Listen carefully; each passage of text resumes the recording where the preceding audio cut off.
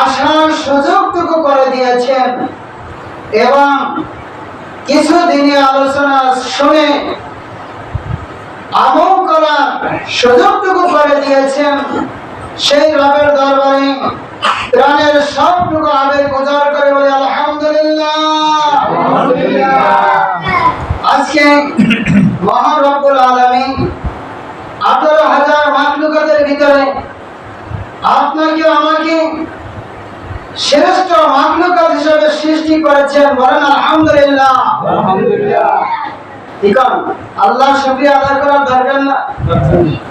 আজকে যদি আমাদেরকে মাছ হিসেবে সৃষ্টি করতো তাহলে দেখেন কত যন্ত্রণা, চল দিয়ে গাই দিয়ে আপনাকে ধরে ফেলতো। করছে আপনাকে মাছ হিসেবে সৃষ্টি করেন। আজকে যদি আপনাকে বানর হিসেবে সৃষ্টি করতো কতগুলো ঢিল মারতো। আজকে যদি আপনাকে বাঘ হিসাবে যাকে ভয় পায় সৃষ্টি করতো, সে বাঘও মানুষ মারে, কি কর মারে কিনা? তাহলে আল্লাহ সুবহানাহু ওয়া তাআলা 18,000 মাখলুকাতের মধ্যে শ্রেষ্ঠ মাখলুকাত হিসাবে, এবং পৃথিবীর বুকে অসংখ্য ধর্ম রয়েছে, তার মধ্যে সবচেয়ে উৎকৃষ্ট ধর্ম ইন্নাদ-দীন ইনদাল্লাহিল ইসলাম, সেই ইসলাম ধর্ম আমাদেরকে কবুল করেছেন। এই জন্য আরেকবার শুকরিয়া আদায় করে বলি আলহামদুলিল্লাহ। কিন্তু আমরা মুসলমান, আমরা কি মুসলমান? মুসলমান জাতি, এদের শরিয়ত রয়েছে। আমাদের শরিয়ত প্রণীত হচ্ছে পৃথিবীর সকল সৃষ্টি জগতের নবী, 18,000 মাখলুকাতের নবী সাইয়েদনা মুহাম্মদুর রাসূলুল্লাহ সাল্লাল্লাহু আলাইহি ওয়াসাল্লাম, বলেন আলহামদুলিল্লাহ। তাকে আমরা নবী হিসেবে পেয়ে খুশি না বেজার? খুশি, বলেন আলহামদুলিল্লাহ। বিশ্ব নবী সাল্লাল্লাহু আলাইহি ওয়াসাল্লামের কাছে সর্বপ্রথম যেদিনকে ওহী নাযিল হয়, গায়ে প্রচন্ড জ্বর এসে গেল, ভয়ে ভীত সংক্রান্ত হয়ে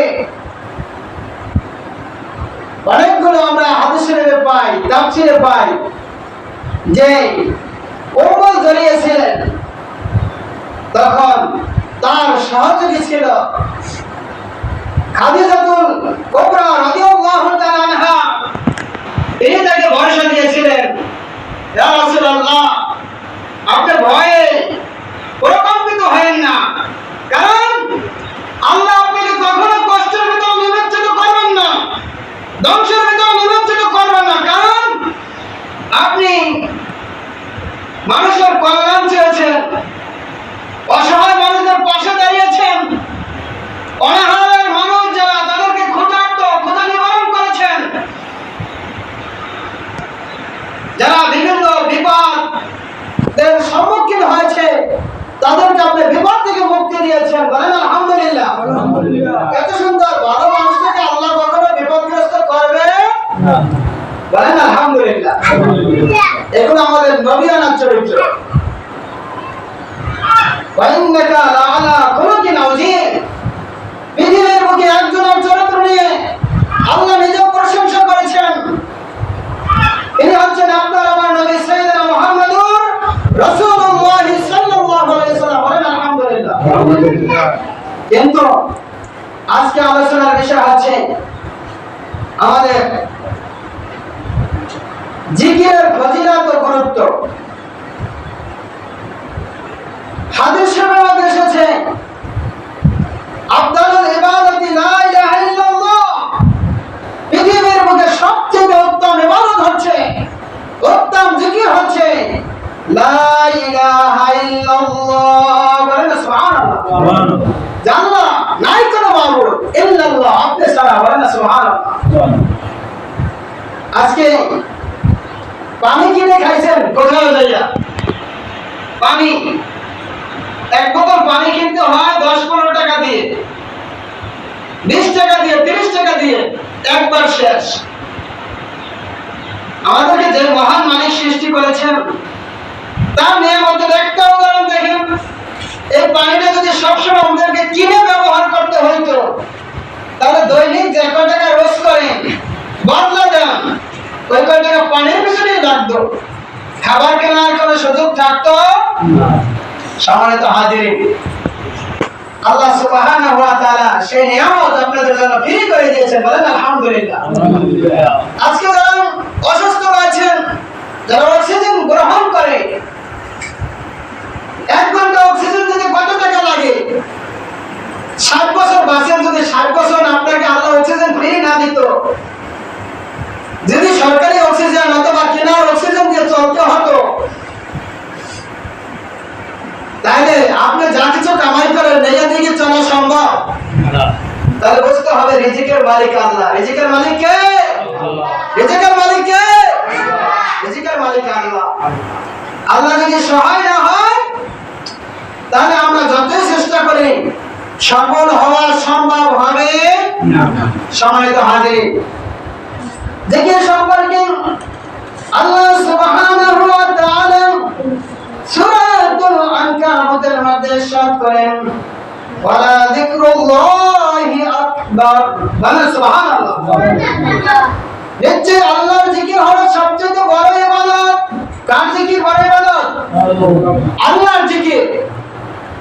সদা সর্বদা আমাদের স্মরণ রাখতে হবে যে আমাদের সৃষ্টিকর্তা আল্লাহ, আমাদের রিজিকদাতা আল্লাহ, আমাদের হায়াতের মালিক আল্লাহ, আমাদের মামাতের মালিক আল্লাহ, আমাদের ধন দৌলত এগুলো আল্লাহ দিয়েছে।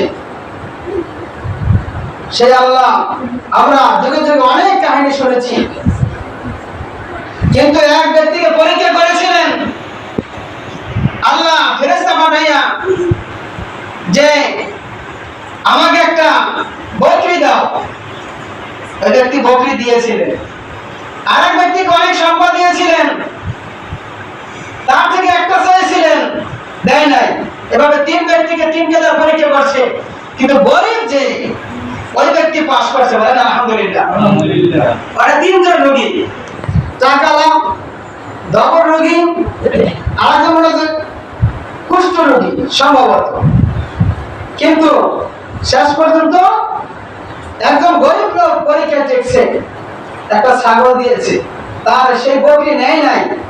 কতক্ষণ পর তাকে উত্তম বিনিময় হিসাবে আবার বকরি ফিরিয়ে দেওয়া হয়েছে, যে আমি পরীক্ষার জন্য এসেছি, বলেন আলহামদুলিল্লাহ। আলহামদুলিল্লাহ। সম্মানিত হাজিরিন, ধন সম্পত্তি আমাদেরকে পরীক্ষা করা হবে।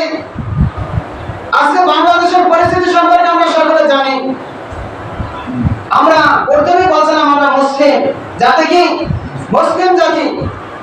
আমাদের শরীয়ত পরিণত হচ্ছে মুহাম্মদ রাসূলুল্লাহ সাল্লাল্লাহু আলাইহি ওয়াসাল্লাম।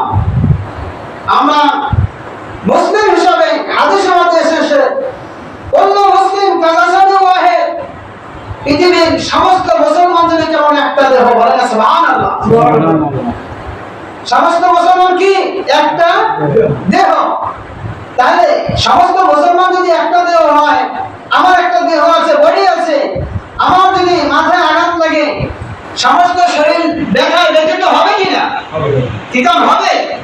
তাহলে সমস্ত শরীর যদি আমাদের ব্যথায় ব্যথিত হয়, আজকে আমাদের 8টা জেলার মানুষ বিপদগ্রস্ত। যে ছাগল নিয়ে ফেনী এলাকাতে সবচেয়ে ভয়াবহ অবস্থা। আমার এক ক্লাসমেট আছে জামশেদ আলম, ছাত্রীরাতে একাত্রে লেখাপড়া করছি। ফোন দিয়ে সেদিনকে খুব করুণ কাহিনী, যে ভাই আমরা খুব বিপদে আছি, বুঝতে পারি নাই এত তাড়াতাড়ি এত বিপদ গড়িয়ে আসবে। মনে করছি বরাবরের মতো কিছু পানি হয়ে থেমে যাবে। পরে যে সন্তান নিয়ে কোথাও আশ্রয়স্থলে যাব, সেই সুযোগটুকু পাই না। আজকে আমাদের এই অসহায় মানুষদের পাশে দাঁড়ানোর দরকার, কি বলেন? কারণ হাদিসের মধ্যে এসেছে, তামাম পৃথিবীর মুসলমান যদি কেমন একটা দেহ, আপনি যদি পরিচিত ইমানদার হতে চান, তাহলে একবারই অনাহারে থাকবে। বাঁচার জন্য চিৎকার করবে, বাঁচাও বাঁচাও। আমরা আনন্দে উৎফুল্ল হই, 3 বেলা খাবো, ভালো ভালো পোশাক পরে ঘুরবো। আর আমার ভাই জীবন বাঁচানোর জন্য চিৎকার করবে আর বলবে, বাঁচাও, 3টি বেলার দরকার নাই, 1টি বেলা আমাকে খাবার দাও। তাদের পাশে আমাদের সকলের সহযোগিতার হাতটা বাড়িয়ে দেওয়ার দরকার, কি বলেন? কারণ আমরা যদি এই মুহূর্তে তাদেরকে কিছু টাকা দিয়ে সহযোগিতা করি, তাহলে আমাদের পরিচিত ইমানদার যে আমরা, এটার পরিচয় ফুটে উঠবে। কারণ আমার মাথায় আঘাত লাগলে সমস্ত শরীরে ব্যথিত হয়। আমার একজন মুসলিম ভাই সে বিপদগ্রস্ত অবস্থায় আছে, আমরা তার ব্যথায় ব্যথিত, তার সুখে আমরা শোকাতুর। এই জন্য আমাদের প্রত্যেকে তাদের দিকে সহযোগিতার হাত বাড়িয়ে দিতে হবে বিভিন্ন মাধ্যমে। সম্মানিত হাজিরিন, আপনারা জানেন সারসিনা দরবার, বাংলা সারসিনা আল্লামা শাহ সুফি নিসারউদ্দিন আহমদ রাহমাতুল্লাহি আলাইহি, তিনি এই দরবার সৃষ্টির লগ্ন থেকে বিভিন্ন পন্থায় মানুষদেরকে খেদমত করে আসছে। তার মধ্যে যারা এভাবে রাষ্ট্রীয়ভাবে বিভিন্ন বিপদগ্রস্ত সম্মুখীন হন, তাদের জন্য সারসিনা দরবারে একটা ফান্ড আছে, হেমায়েত ইসলাম ফান্ড। বলেন আলহামদুলিল্লাহ। একবার মক্কা শরীফে কঠিন দুর্ভিক্ষ দেখা দিল, তখন বাংলাদেশ একটি ছোট্ট কান্ট্রি, এই দেশ থেকে নিসারউদ্দিন আহমদ রাহমাতুল্লাহি আলাইহি তিনি বিভিন্ন হেমায়েত ইসলামের ফান্ডের মাধ্যমে কালেকশন করে সেই মক্কা শরীফের গভর্নরের কাছে আর্থিক সহযোগিতা পাঠিয়ে দিয়েছিলেন। বলেন সুবহানাল্লাহ। সেই থেকে বাংলাদেশের যতই বিপদগ্রস্ত লোক আসুক, আমরা দেখেছি সে রোহিঙ্গাদের সহযোগিতা করেছিল। বিভিন্ন পর্যায়ে বিভিন্ন দুর্ভিক্ষ দেখা দিয়েছিল, সেই জায়গায় হেমায়েত ইসলাম ফান্ড থেকে সহযোগিতা করেছিল। এখন যে বন্যা কবলিত এলাকার মানুষগুলো বিপদগ্রস্ত অবস্থায় রয়েছে, তাদের জন্য অলরেডি শশীলা বিশ্ব হুজুরের পক্ষ থেকে 40 লক্ষ টাকা ত্রাণ পাঠিয়ে দেওয়া হয়েছে। আমাদের কাছেও বলছে যে তোমরা জোবান মসজিদগুলোতে তাদেরকে বুঝিয়ে বলবে, তারাও আমাদের ভাই, তারা বাঁচার জন্য চিৎকার করছে, সন্তানগুলোকে একবেলা ভাত দেওয়ার জন্য চিৎকার করছে। একটা সাইকোলজি সেন্টারে অসংখ্য মানুষ এই আশ্রয় নেয়। কে কোথায় সেভ করে সন্তান, কে কোথায় ইস্তেঞ্জা করে, কে কোথায় হাজত সারে, কে পোশাকটা নিয়েও আসতে পারে নাই। এদের যে গরু বছর আমরা নেড়ে দেখেছি, সব দেশের চূর্ণ বিচূর্ণ হয়ে সাগরে গেছে। আজকে তাদের পাশে আমাদের অন্তপক্ষে বাঁচাই রাখার জন্য খাবারটা দিয়ে সহযোগিতা করার দরকার। কিন্তু সারসিনা বিশ্ব হুজুরের মাধ্যমে আমাদেরকে আহ্বান করেছে, আমরা জমায় দিল কিছু আর্থিক সহযোগিতা তাদের মাধ্যম হয়ে আমরা যেন তাদের কাছে পৌঁছে দিতে পারি। বলেন আলহামদুলিল্লাহ। সম্মানিত হাজিরিন, আজকে যে বিষয়ে আলোচনা করতে চেয়েছিলাম, জিকির। সবচেয়ে বড় ইবাদত হচ্ছে আল্লাহ জিকির। অপর আয়াতে আল্লাহ সুবহানাহু ওয়া তাআলা বিভিন্ন আয়াত আছে, কিন্তু তার মধ্যে কামিল মুমিনের পরিচয় হলো তাদেরকে তাদের লেনদেন সংক্রান্ত বিষয় মহান আল্লাহর জিকির হতে কিন্তু মাত্র বিচ্যুত গাফেল করতে পারবে না। বলেন সুবহানাল্লাহ। বিভিন্ন দুনিয়াবি আমাদের সংসার চালানোর ক্ষেত্রে, বিভিন্ন সমাজে চলার ক্ষেত্রে অনেক বিপদ ঘনিয়ে আসে, অনেক সাংসারিক ঝামেলা আসে, কিন্তু কখনো যেন আমাকে আল্লাহর জিকির থেকে গাফেল না করে। বলেন সুবহানাল্লাহ। এই জিকিরটাকে আমরা আমার ভাষায় বলে পাশান পর জিকির। সদা সর্বদা আমার আল্লাহর নাম ধরে আমার জিহ্বাটা রব্বান সেটা সবসময় ভিজা থাকবে। বলেন সুবহানাল্লাহ। সম্মানিত হাজিরিন, সূরা নূরে আল্লাহ সুবহানাহু ওয়া তাআলা এই কথা বলেছেন, এবং সূরা আরাফের মধ্যে আল্লাহ সুবহানাহু ওয়া তাআলা একটা আয়াত ঘোষণা করেছেন, আযকুর রাব্বাকা ফী নাফসিকা তাদাররুআন ওয়া খীফাতান ওয়া দুনাল জাহরি মিনাল কওলি বিল গুদুওয়ি ওয়াল আসাল ওয়া লা তাকুন মিনাল গাফিলিন। বলেন সুবহানাল্লাহ। সুবহানাল্লাহ। আল্লাহ সুবহানাহু ওয়া তাআলা বলেছেন, আযকুর রাব্বাকা, তোমরা তোমার প্রতিপালককে স্মরণ করো। বলেন সুবহানাল্লাহ। আল্লাহকে স্মরণ করার জন্য বলেছে। ফী নাফসিকা, কিভাবে স্মরণ করব? ফী নাফসিকা তাদাররুআন, মনে মনে মনে মনে আল্লাহকে কি করতে হবে? স্মরণ করতে হবে। ওয়াখিফাতাও, গোপনেও, ওয়া দুনাল জাহরি, এবং প্রকাশ্য। তাহলে আমরা যদি এই আয়াতটা ব্যাখ্যা করি, আল্লাহ বলছে কি যে তুমি নিজে গোপনে এবং আল্লাহকে ডাকো। তাহলে একটা জিনিস দেখবেন, আমরা যারা কারেন্টের কাজ করে প্লাস মাইনাস আছে তারের ভিতরে, একটা আছে আর্থিং। কি কারণ আর্থিং ধরলে কি কখনো কারেন্টে ধরে? ধরে না, ধরে না। আর যদি মেন তার ধরে কারেন্টে, তাকে কারেন্টে গ্রাস করে নেয়, তার মৃত্যু ঘনিয়ে আসে, বিপজ্জনক অবস্থা হয়। আর জিকিরের এমন একটা অবস্থা আছে, জিকিরের দুইটা পার্ট আছে।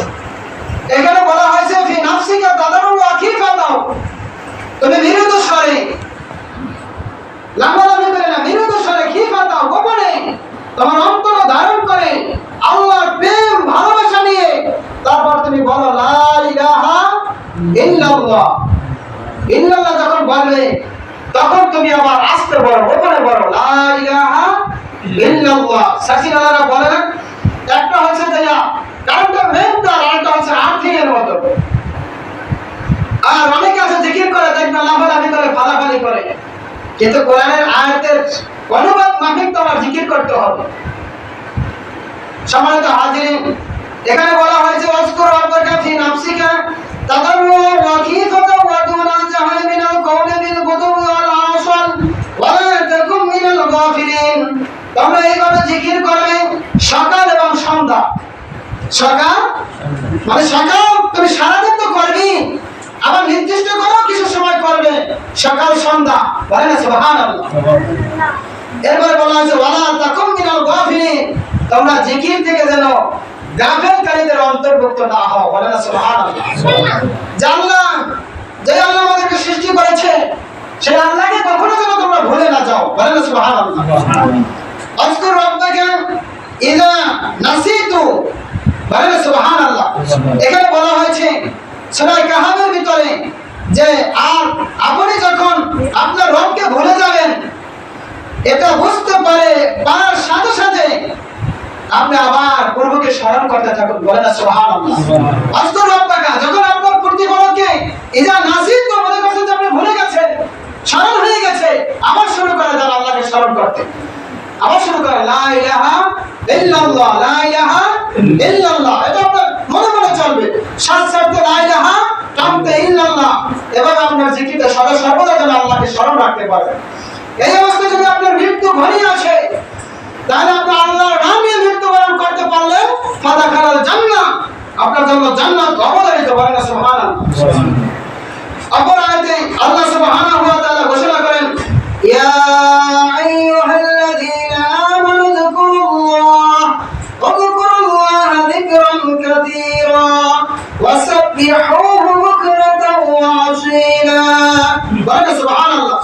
সূরা আহজাবে ইয়া আইয়ুহাল্লাযীনা আমানু, ওহে ঈমানদারেরা, যকুরুল্লাহ, তোমরা তোমার প্রতিপালককে জিকির করো, যিকরান কাসীরা, বেশি পরিমাণে, কম না, করতেই থাকো, যত পারো তত করো। সাব্বিহুহু বুকরাতাও ওয়া আসীলা, এবং সকাল সন্ধ্যায় হামেশা তার তাসবিহ পাঠ করতে থাকো। বলেন না সুবহানাল্লাহ। সম্মানিত হাজিরিন, বিশ্বনবী সাল্লাল্লাহু আলাইহি ওয়াসাল্লামের জিকির সম্পর্কে অসংখ্য আয়াত, সমস্ত আয়াতগুলো বলা যাবে না। একটা হাদিস আমি বলি। হাদিসে আছে আহাব্বু ইলাল্লাহ, আল্লাহ সবচেয়ে বেশি ভালোবাসেন। বলেন না সুবহানাল্লাহ। ক্বালা আন তামুতু লিসানুকা ওয়া রাব্বুম মিন যিকরিল্লাহ, যে ব্যক্তি মৃত্যুবরণ করে, কি করে? মৃত্যুবরণ করে, লিসানিকা, তার জিহ্বাকে, রাব্বুম মিন যিকরিল্লাহ, আল্লাহর জিকিরে ভিজানো অবস্থায় রেখে, ওই ব্যক্তিকে আল্লাহ সবচেয়ে বেশি ভালোবাসে। বলেন না সুবহানাল্লাহ। ওই ব্যক্তিকে কি করে? আল্লাহ সবচেয়ে বেশি ভালোবাসে। সম্মানিত হাজির, আরেকটা হাদিস বলি। আরেকটা হাদিসের মধ্যে এসেছে মাসালুল্লাযী ইয়াযকুরু রাব্বাহু ওয়াল্লাযী লা ইয়াযকুরু কামাসালিল হাইয়্যি ওয়াল মাইয়িত। সুবহানাল্লাহ। এখানে হাদিসের মধ্যে বলা হয়েছে যে যে ব্যক্তি জিকির করে না, কি করে না? জিকির করে না। আর যে ব্যক্তি জিকির করে, যে ব্যক্তি জিকির করে না, ওই ব্যক্তি হচ্ছে ওয়াল ইয়ামুত, মৃত্যু ব্যক্তির মতো। যে ব্যক্তি জিকির করে ওই ব্যক্তি হচ্ছে হাইয়ে জীবিত ব্যক্তির মতো। বলে সুবহানাল্লাহ। জিকির না করার কারণে তার দেহটা মরে যায়, ভালো কথাটা তার কাছে খারাপ লাগে, নামাজটা তার কাছে বললে কপালে হবে কি, দেহটা এমন কঠোর হয়ে গেছে তার ভালো জিনিসটা ভালো লাগে না। সম্মানিত হাজিরিন, এই জন্য আমাদের সদা সর্বদা জিকিরে লিপ্ত থাকতে হবে। কিতে লিপ্ত থাকতে হবে? জিকিরে লিপ্ত থাকতে হবে। আমাদের সময় সংক্ষেপ, অল্প কিছু সময়ের মধ্যে আমি যে বিষয়টা বলছিলাম, যারা আমাদের সেই ভাইরা খুব কঠিন অবস্থায় আছে, তাদের পাশে আমাদের দাঁড়ানোর দরকার। আমাদের মন থেকে, আপনারা অনেকেই সোশ্যাল মিডিয়া এখন নেটের সাথে সংযুক্ত আছেন, আপনারা দেখেছেন শুনেছেন খবরের সাথে কি খুব কঠিন অবস্থা না, তাদের পাশে আমাদের দাঁড়ানোর দরকার। অল্প সময় যে যা দেবেন একটু বলবেন, আমাদের এই জায়গায় পৌঁছে দেবেন, আমরা জিনিসটা পৌঁছে দেব। আর্থিক কাজে যাদের মাধ্যমে পৌঁছে দেওয়া দরকার চলে যাবে আপনাদের জায়গা মতন আমাদের সহযোগিতা। আল্লাহ পাক রব্বুল আলামিন আপনাকে আমাকে সহযোগিতার হাত বাড়িয়ে দিয়ে আমাদের এই ভাইদের সহযোগিতা